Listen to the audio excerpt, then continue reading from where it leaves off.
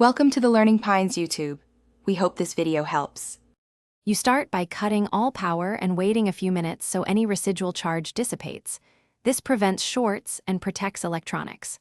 Once done, document the key layout with photos so you can restore order.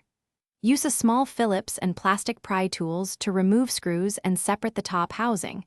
Make sure to keep screws organized. You're aiming to expose the keyed and control board quickly and safely, so you can inspect the switch or contact layers without damaging plastic clips.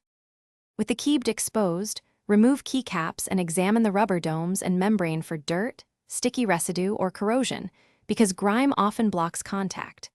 Next, clean the contacts using 90% plus isopropyl alcohol on a lint-free swab. Rub gently and allow it to evaporate fully so no moisture remains.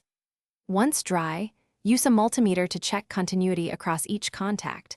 This tells you whether a trace or pad is damaged. If readings are inconsistent, you've found the likely cause and move to repair.